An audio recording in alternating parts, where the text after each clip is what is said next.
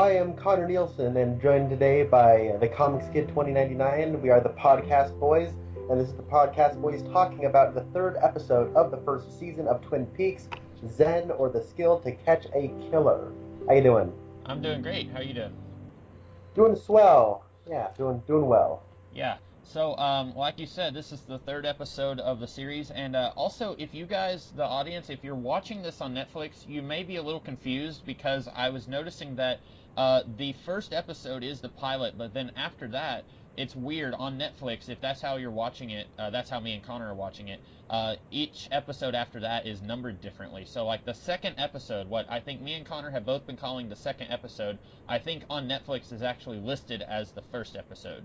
I think, or maybe it's the other way around, but or maybe it's Wikipedia that lists them weird. But there was a website I was looking, and I was like, wait a minute, that's not right. But the pilot episode is the 2 hour, or it's hour and 40 minutes long, and that was what we did our first podcast on, and then we talked about the next episode after that, which we were both calling episode 2.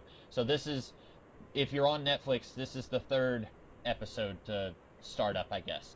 But it's either Wikipedia or Netflix. One of them is numbered them weird. So I should have actually looked that up before we started recording. But if any of you guys listening to this are confused about that, that might clear some things up. So I'm going to briefly sum up the plot of this episode really quickly. This was a weird one for me, Connor, where whenever I first started taking some notes for this, I was thinking that not a lot of stuff had happened in this episode. But then writing it down, it looks like a lot more happened than what actually did. So we start off, Ben's brother Jerry comes back to town from somewhere. I don't remember, France maybe, I think. And that has got to be a reference to Ben and Jerry's ice cream. I'm almost 100% sure that that's a joke reference to that. He comes back, and he's a business partner with Ben, and they both go to visit One-Eyed Jack's, which is what's a nice way of saying a whorehouse? A brothel. Yeah, a brothel. There we go. Sorry about that, anyone who's offended by that. So then Donna and James, they say some romantic things to each other. Hawk tells Coop about the one-armed man. There's your God bless you, Hawk moment. God bless you, Hawk. And Coop, he gets a mystery note from somebody telling him about One-Eyed Jacks. I believe this is the first time we've heard about One-Eyed Jacks in the series. They may have offhandedly mentioned it before, but we're actually seeing it ourselves, and people are talking about it now. Then Leo Johnson meets with Bobby and Meth Damon and gets angry at them. We find out they were expecting the $10,000 that Coop and Harry found in the safety deposit box. That was supposed to go to Leo, who was going to give them drugs for the money. And, of course, they don't have that money, so Leo's angry at them. And Leo has somebody with him hiding behind a tree when he's talking to Bobby and Mike. And you and I had talked about that. You said that you think that they tell us who that was later, and I was thinking that they don't tell us who that is. So we'll have to keep an eye on that as we watch, because right now I don't actually remember who that was. But it's possible that it's just slipped my mind, because as we'll talk about, there's a lot of subplots in this series, so it's possible that one of them I just forgot how it was resolved. Ed accidentally helps Nadine invent a silent drape runner by dropping grease all over it. Poor Ed. Bobby and Shelley kiss a little bit. Ed and Norma say some romantic things to each other. Cooper uses a Tibetan technique to find Jay. Jay is mentioned in Laura's diary, and he's throwing rocks at a bottle on a stump, and whenever he hits the bottle or breaks the bottle, that is, after saying a name, that is who they will investigate. And I think they wind up landing on Leo Johnson, I think. Yes. And then Audrey and Donna talk a little bit. Audrey basically confirms what we talked about in the previous recording, where she says the reason she's wanting to investigate who killed Laura is because she felt indebted to Laura after Laura helped her brother, after Laura tutored her brother. Then Al Rosenfield arrives. We've heard Cooper mention Al. Al is very brusque, I guess you could say, and he's a little bit rude to everybody. And he is here to do autopsies on Donna, or not Donna. That would be a very different show, on Laura. And then Pete gives Josie the secret ledger that Catherine has been keeping with Ben Horn. although I'm not sure if Pete knows that she's in business with Ben Horn or not.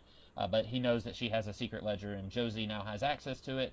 Leland acts crazy a little bit, and Dale goes into a dream state where he meets the spiritual version of the one-armed man, who is now named here. He is named Mike.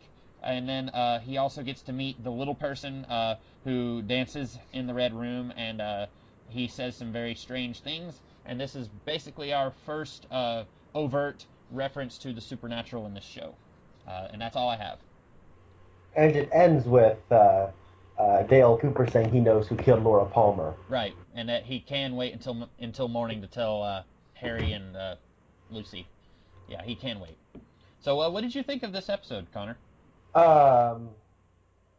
I think Zen, or the skill to catch a killer, is the single best episode of Twin Peaks. Alrighty. We're going to have an interesting discussion then. All right, yeah. I think this episode, you could just pick it out and show it to somebody, and this is what Twin Peaks is. Mm-hmm. Have David Lynch directing. This episode is written by both Lynch and Frost, and this is just kind of where I think everyone finds their groove. Everything's going on. There are so many times where I laugh out loud, and there are so many times, like, there are so many lines in here that I don't have a favorite line. I just have a bunch of lines that I like. So that's my general thoughts on. Yeah. There's like you said, this is a really good because we had talked about, when we talked about the first episode, and even a little bit in the second episode, how some of the characters were still kind of trying to find their groove. I don't think in this episode, I don't think there's a single character who feels off from how they are presented in the rest of the show. Like, all these characters feel like they are fully formed by this point, and that's definitely a point in its favor. I think my biggest problem with it, and I'm going to go ahead and come out and say I didn't like this one as much as you did. I think my biggest problem with it is that there's a lot of little things going on, but at the end of the day, I don't feel like there's a whole lot accomplished. Like, there's a whole bunch of little subplots that I think you could have taken out of this episode and then given more screen time to some of the bigger subplots. Like, I mentioned this in our recording for the previous episode. I said that this is a series where you have, 15 main characters, and you could only focus on about 7 or 8 of them per episode and really do a lot with them, instead of having almost twice that many in each episode and not being able to do as much.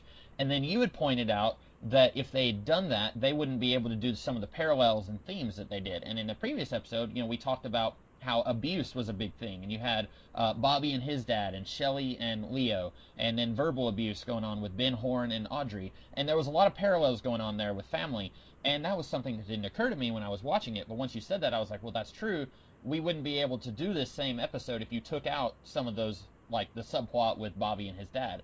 In this episode, after watching it 2 full times and then kind of going through it and skipping around a little bit on the third time, I'm not sure if I can say that that's true. I think that you could very easily take out some of these subplots and then flesh it out a little bit more with more plot.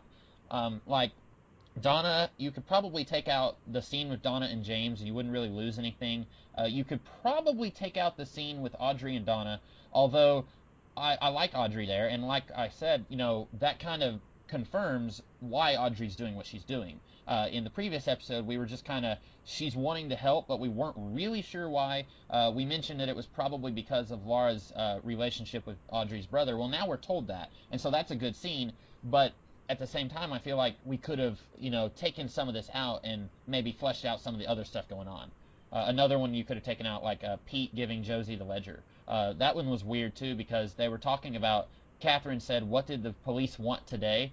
And that happened in the previous episode, so that should have actually been the day before.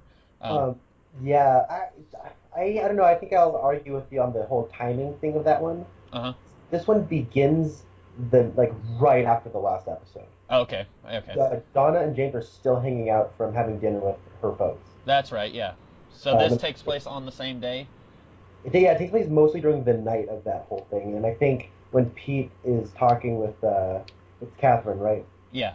When Pete and Catherine are talking, I think that's still the night of that whole thing. Okay, yeah. That one wasn't like a huge deal breaker for me. I thought it was weird because I know we had talked about how this is a series, unlike a lot of other shows, where when each episode starts, it's been a week since the previous episode. This is a show where each episode takes an entire day, and then a whole season would take like 2 weeks.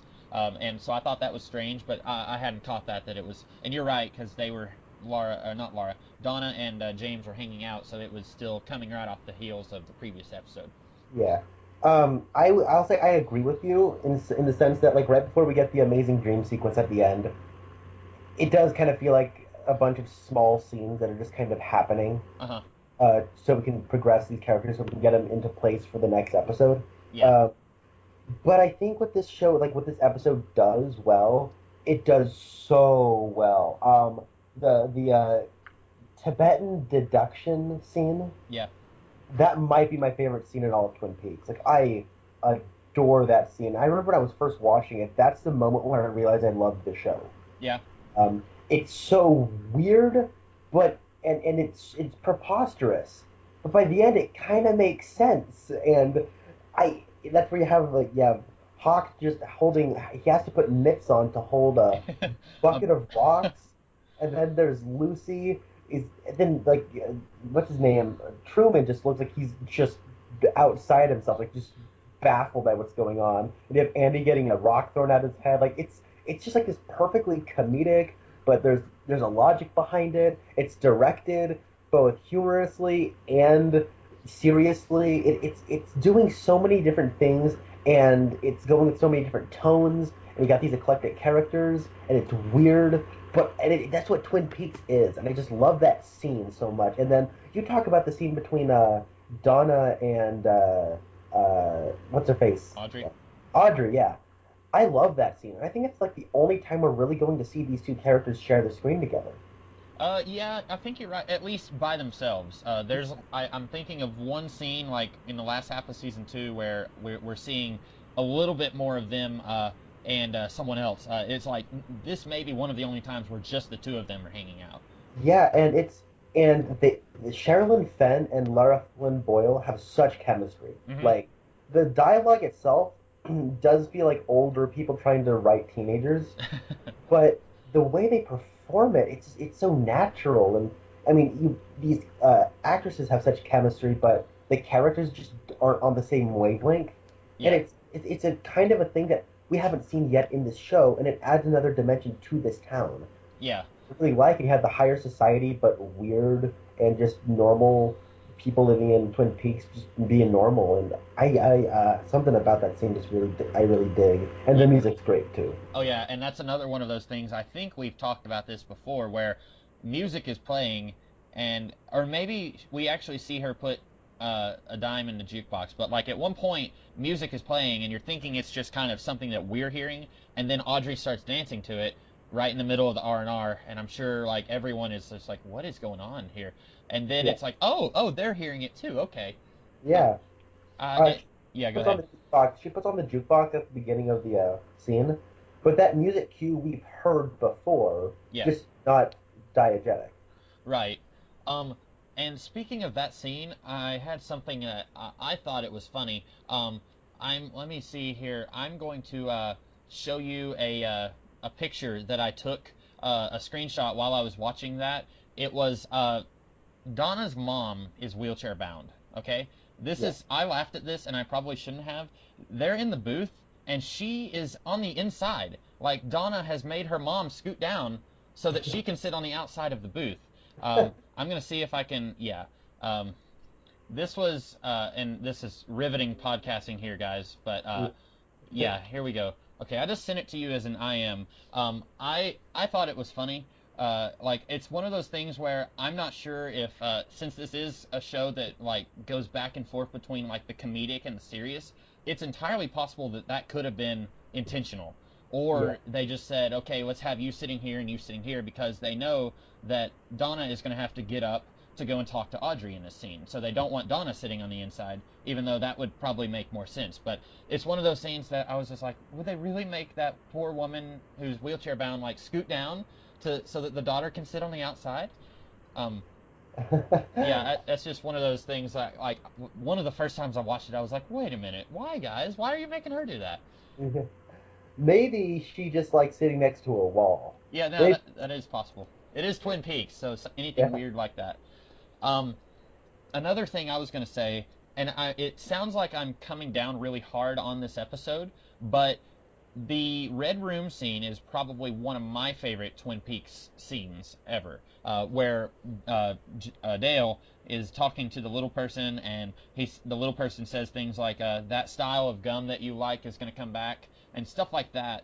That is very Twin Peaksy, and some of that is actually very important in the overall series. We'll be seeing some of that stuff come up later on, and it's like you said about this episode, where this episode is just what is Twin Peaks. Like, you could show this to anybody and it defines what Twin Peaks is. I think that scene kind of is that in this episode. It's very strange. If you just showed this scene to somebody, they probably wouldn't know what they were seeing if they had never seen Twin Peaks. And even if somebody they're not really familiar with the show outside of these first few episodes, if they had just seen the first two episodes and then they saw this scene, they'd probably be really weirded out. Like, what is going on? This was a pretty normal murder mystery with some pretty quirky characters, but now it's turned into something very different. What is this? And I love that scene, and I think I've said before that the supernatural is kind of something that I like a lot more in this show than the like the business subplots, like Ben Horn and Jerry in business, and Catherine Martell, like all of that stuff. I don't like it as much as I like the supernatural. So I do appreciate this episode quite a bit for introducing a lot of that into the show. You mentioned you didn't like the scene between Catherine and Pete, Mm-hmm. and it is, what I liked is it's furthering the windmill subplot without it being about the windmill subplot. Yeah. These people are like just kind of talking like an old married couple, and he gives Josie the key. But then it ends on the great line, "Well, I didn't want to get mink oil on my bedspread." Yeah. It's not that it's a bad scene, because that actor, you've said his name, is it Jack Nance? Yes. That actor is always good, and that lady, I've never seen her in anything else before, but she is really good at making me hate her, so she's got to be a fantastic actress. So they're both delivering really excellent acting skills here. It was just, I was thinking that was one of those scenes in this episode that you could have cut and given us a little bit more of, say, Dale Cooper and Harry investigating, or stuff like that, or Dale Cooper in the Red Room. Like, it was one of the cuttable scenes. It's not that it was bad, it was just kind of, you could have left it on the cutting room floor and you probably wouldn't have noticed too much. That's fair. I want to talk about Uncle Jerry, because Okay, yeah. I could have sworn that was Sean Penn when I first watched He it. looks a lot like him, because when I first started watching the show, I thought it was Sean Penn. He looks a lot like him. But I was like, but he's way too short. Like, Yeah. did they have the budget to like build sets to constantly making him look short? And then I had to look it up like halfway through the episode when I first watched it. Like, that's not Sean Penn? Are you kidding me? Who is this guy? Do you know who he is? I looked it up a couple years ago, but give me a second. Okay. Uncle Jerry. And I think he's enjoyable to watch, because up until now in the Horn household, we've basically just been getting a lot of really dour people. Like, you've got the mom and Ben; they're both very no nonsense, down to earth, and then Audrey acts very strange, but when she's with them and with her brother, she is acting very serious. And what I like about Jerry popping in, he adds a sense of frivolity to it, where you don't have to be all frowny and angry with each other, or we're all sitting around the table quietly. And then Jerry pops in and says, "Hey guys, I've got these baguettes with brie and butter. You should all try it." And the wife is just furious that he's coming in and interrupting their quiet time, I guess. But like, he makes it a lot more interesting to watch, because this is the very first scene that we see in the episode, and there's not a single word being spoken. They're all just silent. And then Jerry comes in, and suddenly it's like, oh, this is interesting now. He's making it fun to watch. Yeah. And he's bringing a sense of enjoyment to watching, particularly this family. I agree, and that whole opening shot where it's quiet and whatnot, I really liked that. It got the credits done quickly, and it was able to convey us what the family's like. Yeah. And the actor's name is David Patrick Kelly. Okay. I don't think I've seen him in anything else before. You know what? I think he's one of those Lynch favorites. Okay, yeah. I'll have to look it up.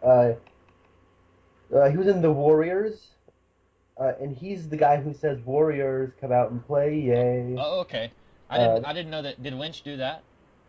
no, he didn't. Oh, okay, okay, He was in John Wick. That's probably where I've seen him before. okay. I I haven't love seen John him. Wick either.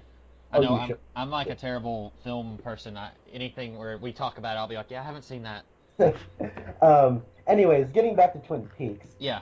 and I gotta say that Uncle Jerry has one of my favorite lines in the episode, and it's right at the beginning where they're at One Eye Jack's.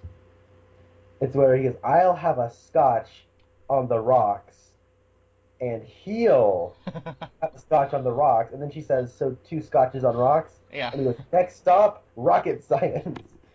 That's And really, really funny. he also has a funny moment. It's right when when he gets there, and Ben says, "Listen, Leland's daughter died, and the Norwegians left." And then he just kind of has this sad look on his face and says, "Did they sign?" And it's like he's not sad that Laura died. He's sad that the Norwegians that the deal fell through. And that was very funny to me. Like it's one of those where it's kind of black humor. Like you Yeah. probably shouldn't be laughing at this because a girl is dead, but it's funny. I thought it was funny.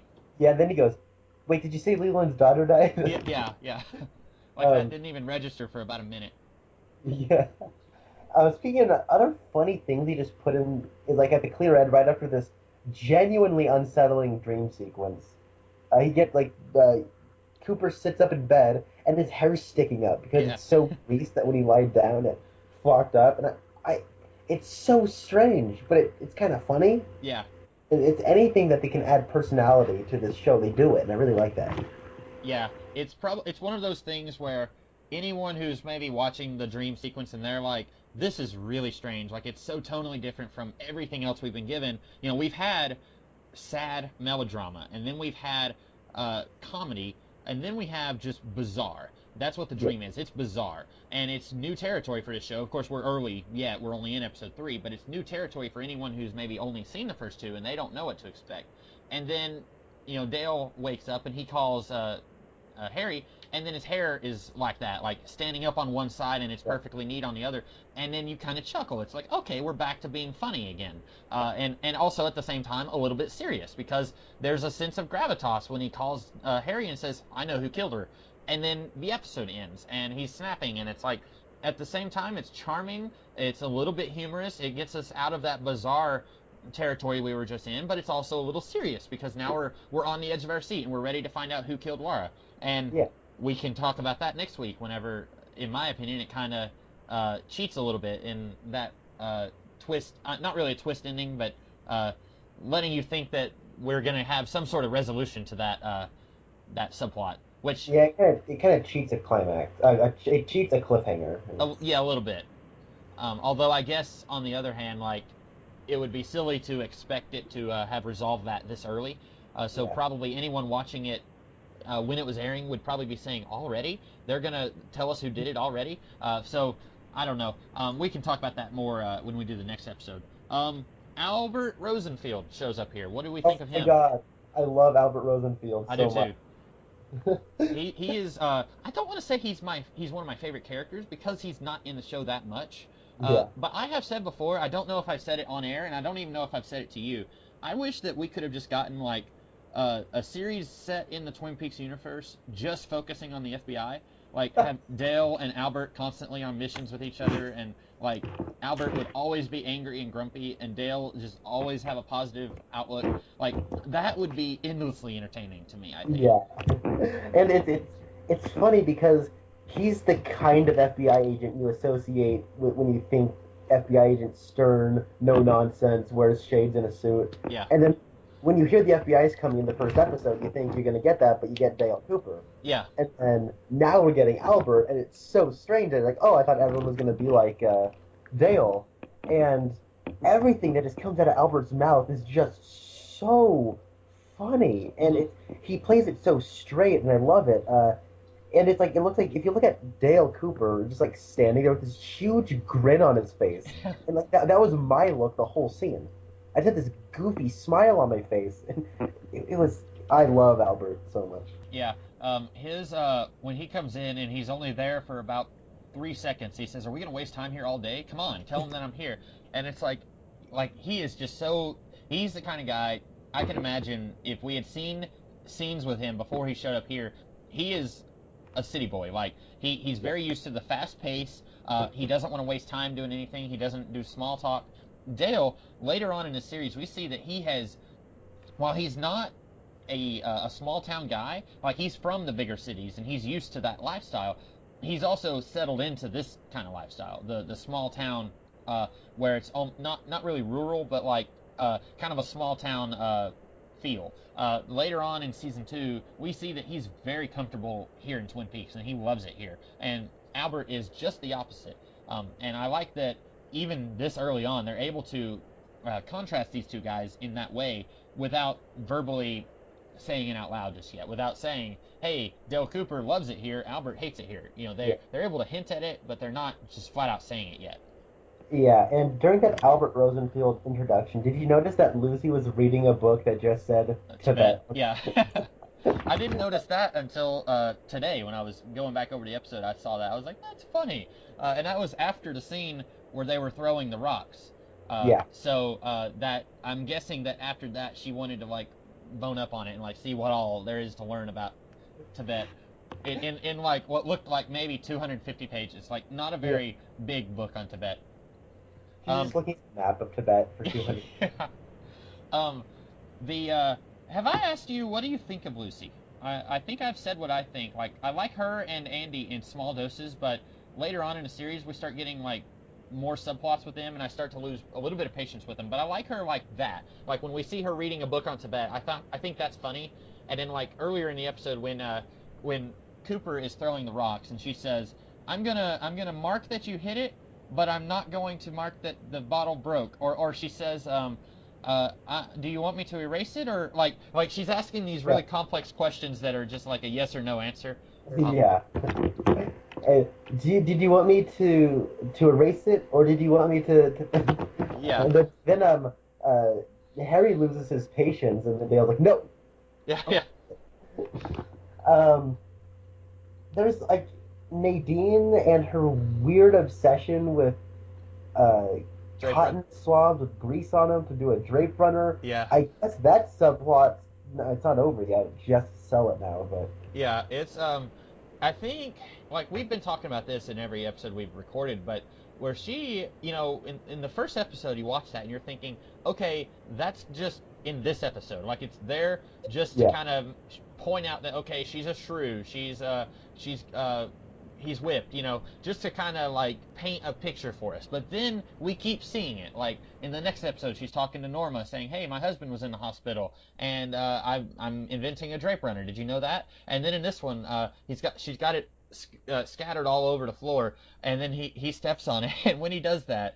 Like I'm just like, "Oh, Ed, you've done it now!" And then she when she's like yelling at him, and he's just covered in grease, and then when he walks away, and she has superhuman strength, which yeah. that is going to be a thing later. So I guess this subplot exists to pave the way for another subplot. I love that sweet late '80s ab workout thing she's got going. Um, Like the leg warmers and everything. Um, yeah, she's got that whole like spandex uniform, and then like she turns around, she has an eye patch on. yeah. But then like she like goes and breaks it. Like, Yeah. oh yeah, And then weird. later on, after that, it's after she has realized that the grease from him working on the car has helped make the silent drape runner. Um, when he's like tiptoeing in the house, and she screams, "Ed, is that you?" And he's like, "Oh no!" Like he's like bracing himself for her to like attack him, and then instead she hugs him. Like that was probably my favorite Nadine moment so far, and Yeah. my favorite Ed moment too. Yeah, I want to talk about Bobby really quickly because he only has like a couple scenes, but I think a bit of his character gets progressed here. Yeah, Uh, we have him talking with Shelley and how he's like, I'm gonna kill him if he does it again. And then we have him talking with Leo, with Meth Damon as they talk to Leo about the how he have to be reminded that he still owes him 10 grand for drugs, and that football that was in the first episode kind of comes into play now. yeah.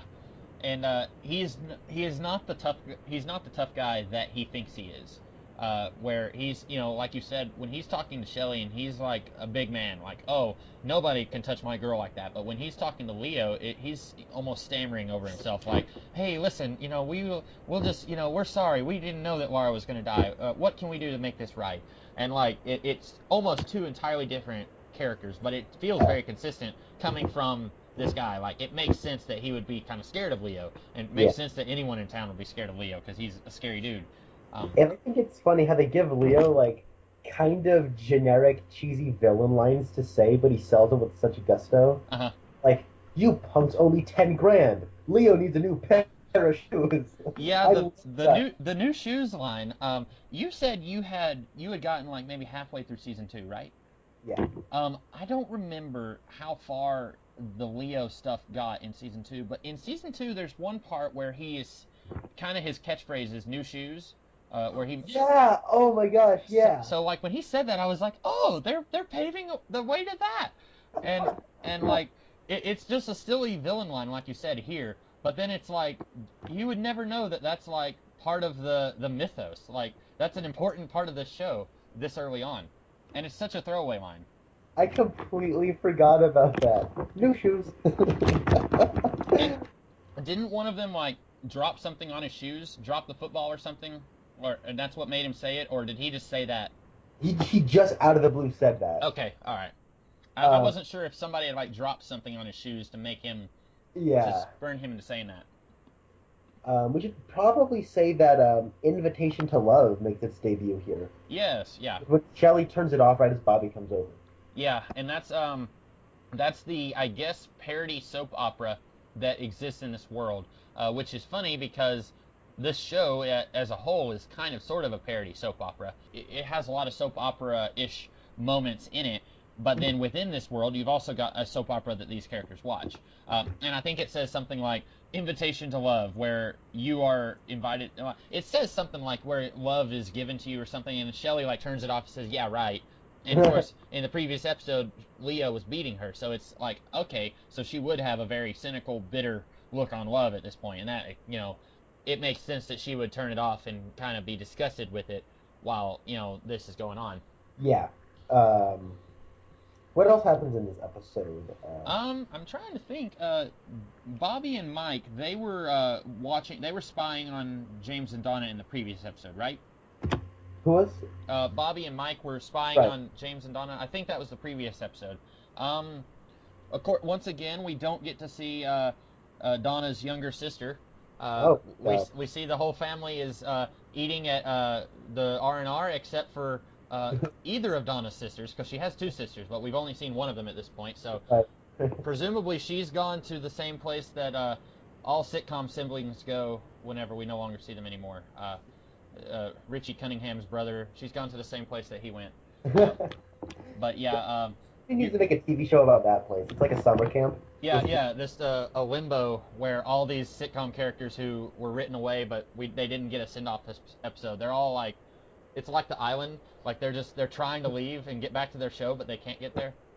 Once come to the camp, you never.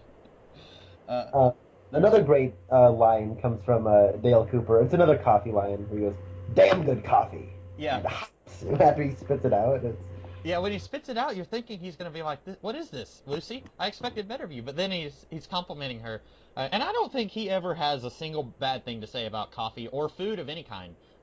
Except maybe, probably he didn't like the coffee from the fish in the percolator. I'd say he didn't like that. But other than that, and you can't blame him because that just sounds disgusting. Like, I don't even drink coffee myself, and that just sounds like enough to make me throw up. Like, fish-flavored coffee. Isn't there a part where he goes like, "Who wants a donut?" And they all go, "Oh!" And they all get around. Yeah, it's coffee. It's right before they're throwing the rocks. She says, "Who wants a refill?" or something. And like everybody is like, "Me!" Like little kids on Halloween, like they're running up to her and holding their cups out. And it's like these are grown adults and they're acting like this. Oh, you were gonna say something about coffee, and then that was what I was gonna mention, that they were all like eager to have their refill. I think where I come down on this episode, talking with you about it, I like it a lot more than I did earlier when I was taking notes on it.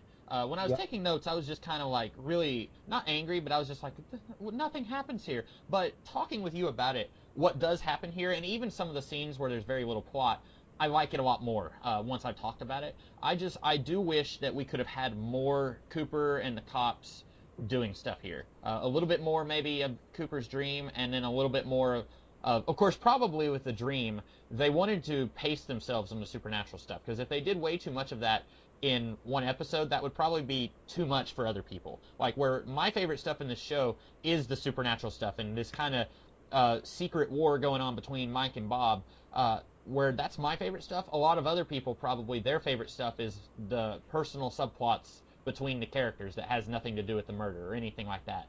So I can see why they would want to do just a little bit at a time there. But it's almost like the scene where they're throwing the rocks, like that's the only Dale Cooper scene in the cops. Dale does show up in the dream, but I wish we could have had a little bit more of him in this episode. Yeah, and that's like, I think Dale Cooper is one of my favorite TV characters ever, and I kind of wish, like, after like talking about it, there isn't a whole lot in retrospect, I realize. But what we do get is probably some of my favorite stuff. It's we get to the dream sequence, and he's not really he's present, but he's not really in that scene. Exactly, yeah. He's almost like the audience. He's an inactive participant. He's there just watching. And they've got him in old man makeup, but bless his heart, in real life he's aged quite a bit more than that. Oh, really? Because I was gonna say he looks better now than he does in like the makeup 30 years. Oh yeah. Well, he doesn't look as wrinkly. The makeup is basically just like makes him look really pruny. Like your fingers when you hold them underwater for like a really long time and then they look really raisiny. It's like that over all of his face, but then his hair is like really dark. But in real life, his skin, doesn't look much different, but his hair is almost like a completely like a grayish white. So yeah, his from like the forehead down, he's aged very well. But mainly, I was just thinking of his hair. I was like, like if he was in How I Met Your Mother, I think I mentioned that before, and like in that, it's like he looks older because of his hair. He probably, if he dyed his hair, he would look a lot younger than he does. I'm looking at older pictures of Kyle MacLachlan now where he's older. He looks like he could be Pierce Brosnan's younger cousin. He's got like a shirt unbuttoned at the top. He's got the same hair. It's funny. Yeah. That doesn't have to do with anything, but can we talk about this dream sequence for a little bit, because it's really cool. Yeah, and you'll probably have. I've talked before about how you are really probably better suited to like point out themes and stuff like that. You're probably gonna have a lot to say about this, and I will just probably be saying yes and no. I don't have a whole lot to say other than I really like it. You know what? I don't have a whole lot to say other than I really like it as well. Because a lot of this is foreshadow. A lot of it's just set up for later payoffs. And we're getting a bit of a backstory between Bob and Mike, told very correctly. When I watched the 4th episode a while back, and that's when Dale kind of breaks down what his dream means. Yeah. And that kind of was a bit disappointing because I like how cryptic it is. But here we understand that Bob and Mike used to kill together because they were both touched by the evil one or the devilish one. Uh-huh. And then Mike got his arm taken off because he wanted. He had a tattoo, and he cut it off at the shoulder. And he had, like, that tattoo is the mark of the devilish one. Yeah, something like that. They lived in in a room above a convenience store. The convenience store, if you just watch the TV series, that never comes up again. But that's sort of, I guess they did a callback to that in the movie, the convenience store. I feel like it was one of those things where they said, oh yeah, we mentioned a convenience store, we'll have to do something with that. And so they just kind of threw it in there. But that was one of those things, watching this episode this time, I was like, oh yeah, the convenience store. I forgot about that. I really like it. It's really clever uses of foreshadow. And there's the way David Lynch directs it is it's so creepy, but nothing visually that's happening is that unsettling to look at. Mm-hmm. It's just, he creates an air of uncomfortable and an uncomfortable air around the whole scene. And especially when Mike's just kind of droning. Yeah. And when we get to Bob, that shouldn't be creepy at all. It should be silly and stupid. Because taken isolated from everything else is kind of silly and stupid. He's like, Mike, Are you there? Mike, can you hear me? Yeah. I'll get you with my death bag. Yeah. And he looks like a dachshund, like if a human like dachshund. You got like the long hair that looks like floppy ears, and you got that nose and those eyes. But there's something about it. Then like the constantly cutting back, and there's like that shot of Laura's mom falling down the stairs. I don't know what it is. That shot's always just freaked me out. Well, they slow it down. So instead of her saying, Laura, Laura, are you there? It's like, Laura, Laura. And it's like, ugh, stop it. That's weird. Like, Yeah. it is. You were saying that Mike, or not Mike, that Bob looks like a dachshund. I was thinking if you had like a transition moment between a human and a werewolf, he's like Yeah. he's like halfway to being a werewolf. Like he's kind of hairy and like it looks like his clothes are starting to tear. Like that's kind of what I was getting. Yeah. That's a really that's a probably more apt description of what he looks like. So then we get to like the little man who talks like this. He talks like, did they memorize their lines in reverse? So when they played the dialogue backwards, it sounds like they're saying words normally, but the way they're saying them is like that you goes out. You know Yeah, what I mean? that's a very good interpretation of it because I would not be able to reproduce that noise that he makes. And that guy, he was in an episode of the X Files, and I think you're right. I think what they did, he didn't talk like that in the X Files. That's why I was mentioning that. But I think what they did, they would like phonetically, they would take the words that he was supposed to say and write them backwards, and then Oh yeah. he would memorize it like that, and then they would play it or they did what you said, where like they recorded it and then play it backwards or something like that, because it does sound weird, and it doesn't exactly sound like what it does not sound like is he said something in normal speak and then they recorded it backwards or something like that. Yeah. Um, Um, then there's Laura who's there, but it's Laura's cousin. This is where I'm gonna have to disagree with you. And like you said that they had an actress who played Laura. They could only get her for a couple of flashback scenes, and they're like, wow, we got a pretty good actress on hand. So they created a character to kind of secure that actress. uh-huh. I think that was probably a really awesome side effect of like casting a good actress, Yeah.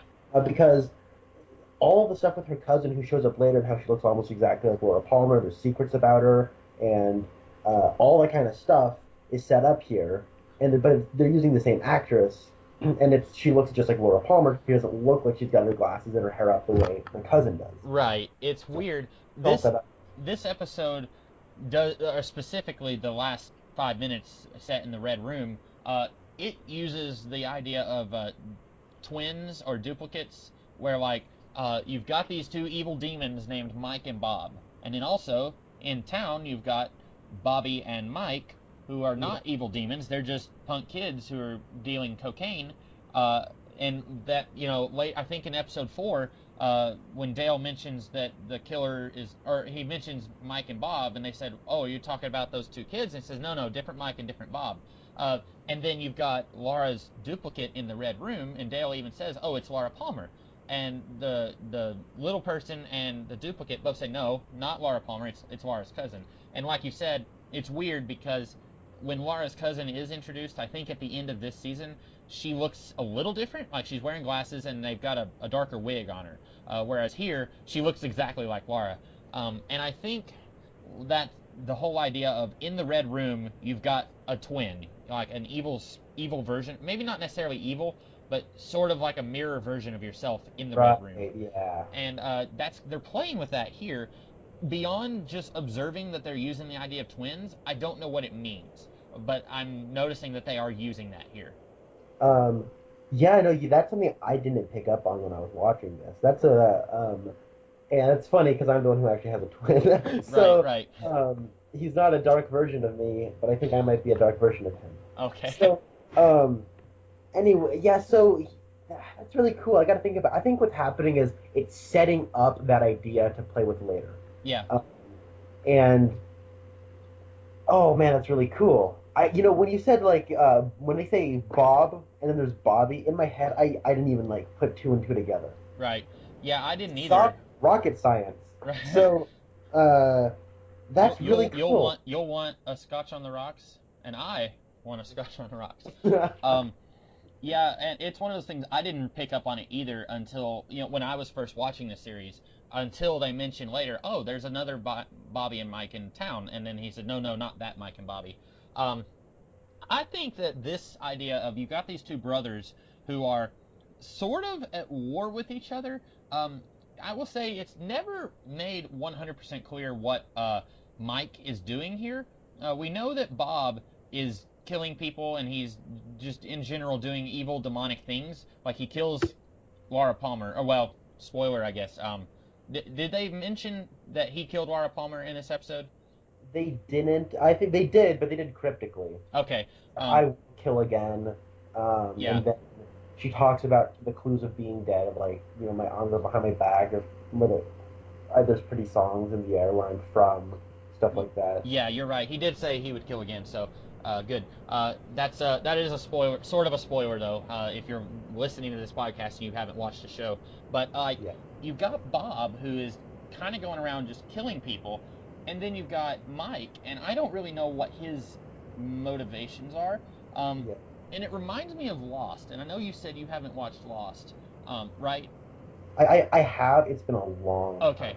Oh, good. So I can maybe mention this. You might remember it. In Lost, you've got two brothers, and they're fighting over the fate of the island. And Yeah. that was a show where more or less you had an evil brother and a good brother, but the good brother wasn't 100% noble and pure because he had done some stupid things that led to a lot of the plot stuff happening in the show. And then you had the evil brother who was doing some very evil things, but he also had some understandable motivations or Yeah. some understandable backstory for why he was doing evil things. Yeah. And I feel like Twin Peaks could have benefited from having something a little more like that. Like, why is Mike helping people, or is he helping people? Yeah. He's giving Dale this vision in this episode. Is he trying to help Dale stop Bob, or is he just trying to get Dale out of the way so that he can do something just as bad? Because I think it's a little too early. I mean, for me, it's been a while, so I don't know if like maybe as we go along, learn motivations. right, But going a quick tangent about that whole mirror image thing, I think it's cool how Bob is an entity that possesses people, and you can see him through reflections. yeah. Can see Mike in the real world as Hawk has seen him. Right, and Mike has got two separate selves. You've got the little person who's dancing and talks backwards. Oh, And that's Mike? well, it's sort of like I guess maybe I'm reading it wrong, but Mike is the guy who's also the one-armed man. Like Yeah. that is Yeah. definitely Mike. And during that dream sequence, he's spouting sort of poetry, or he says something. Past is gone again. Fire walk with me, and we've seen part of that in a series already. Yeah. But I think, and I could be wrong. We may end up proving me wrong when we get further into the series. But I think the little person is also supposed to be Mike, Really? or like a representation of Mike in the Red Room, maybe. I might be wrong. I've said that out loud, and it's possible that I have made myself sound like an idiot. But I might be wrong. That was my interpretation of it from watching it in the past. But Okay.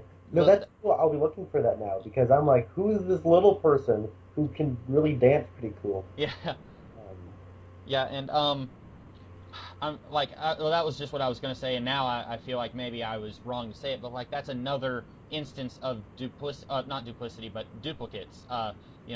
If that's another version of Mike, then you've got two versions of Mike, and then you've got Bob who doesn't have two versions. Like he shows up possessing people, but he doesn't have like a physical form in the real world. um, yeah, it's an interesting like kind of duality and kind of playing on that mirror image thing that you brought up. Yeah. Um, but yeah, the whole like you said, it is very early yet for me to start complaining that they don't have fully fleshed out motivations. And that's fair. I don't remember them going much more into it. I know that later on in season 2, they get into the Red Room and all of that stuff pretty heavily towards the end of season 2. But I feel like they had introduced so much more mythology that they were kind of dealing with all of that. and they had kind of taken a back seat on Bob and Mike. But we'll talk more about that as the series progresses. Okay. I want a song by Cream called Red Room. It's got White Room. I want a Rockin' Red Room song. Or we want to see the White Room in this show. Like if the Red Room is like this, what is the White Room like? Like just very calm and soothing, and it's not at all creepy. They just play that song on a loop, and people just dance around like that little dude, just going down the scene. Let's rock. Yeah. That's well, we need that guy, the little person being a DJ for radio stations. Like, that's awesome. Up next is White Room by Cream. That's the only time you'll ever hear me do that voice. I told you I couldn't do it. Oh, that was great. What all, did you have anything else you wanted to say about this episode? Not really. I like the stuff they do with Bobby. Shelly's only here for a moment, but we get enough of her. Josie's here, and thank God she doesn't really talk. That's the thing. That small scene where we got the Palmer parents. It's weird. I don't know if it's entirely successful, but I got that song stuck in my head forever. Oh yeah. And you know the blood on the photograph's pretty cool, but I also feel like that scene's just there to be like they're still grieving. Right. And something's kind of up with the dad, but that all becomes very important as he begins to have numerous outbursts and crying in public and stuff. Yeah. They're grieving in different ways. Yeah. Where, she almost seems like she's ready to move on, and she's like, screaming, "What is the matter with you? What's going on here?" And he's just kind of falling to pieces. And so we'll get a lot more of that later on. But like you said, it's almost just a placeholder, like just to show us, yeah, this is going on right now. It's going to be important later. Yeah, and I do love this episode because we do get maybe a little bit too much of that whole placeholder stuff. But I do feel like it's a nice snapshot of what this show is. Yeah, definitely. We go through character by character. We got Nadine being crazy. We got Ed, oh, shucks. We have a scene with Norma. We have Bobby, hanging with Shelly. Then he hangs out with Leo, and Mike, little meth Damon Mike guy is there to look all scared, and he whips out a knife at one point. You just get a little bit of everything. We get One-Eyed Jacks. We get Uncle Jerry. And then we get Albert, which is always a good thing. Mm-hmm. To me, this is just like that Twin Peaks episode I could show anybody, and to try to get them into the show. Yeah, I think you're right. Because I have thought about trying to get other people into the show before, and then I would think about it, and they would say, I want to watch something that's really fun and enjoyable, and then I'm like, oh, well, you can't watch Twin Peaks then, because that first episode's kind of a downer. But this would be a good episode to show someone if they were into something like that. And they have supernatural stuff at the end as well. Very true, yeah. All in all, I would say with this episode, I like it a lot more after we've talked about it. Would you say that you like it about the same as you did before we talked about it? I like it about as much the same, but I see more of the chinks in its armor. Okay, yeah. And that's something that, the chinks in the armor was just about all I saw before we recorded, and now I'm like, I enjoy it more. And I did really like the dream scene and the bottle with the rocks, throwing the rocks at the bottle. I love that so much. Yeah, and we'll get more of the stuff like that we love. We'll get episodes that focus a lot more heavily on Dale Cooper, and we'll have episodes that delve more into the supernatural stuff. So all the stuff we like from this episode will get fleshed out a lot more later on. So I'm looking forward to that. Yeah. And I gotta say, Hawk just has so many. He's just so cool. Yeah. His God bless you Hawk moment comes in pretty early. Where he's reporting the news. Yeah. Dale Cooper, and he's not even on screen, and he's that cool. He's just a voice on the other end of a phone. So, but he's just so cool. He's just standing there, no big deal. Just got some oven mitts on, holding a bucket with rocks in them, whatever. Yeah. And he can pull off a mullet like no one's business. I think he's always got that haircut. Because I mentioned that he has played a cop in 2 other shows. Yeah. And I think he's always wearing that haircut too. His hair grows lighter in color over the years, but he's always got that same style. Yeah. And he's kind of like Carl Winslow from Family Matters. I was always a cop and everything. Yeah. Yeah, that's right. You said he was in Die Hard. Yeah, he was in Die Hard. He's in a bunch of stuff. I think he was in like Last Action Hero as a cop. He's in, he's in Family Matters. Yeah. Yeah. Yeah, that's Hawk is like that for like minor roles in TV.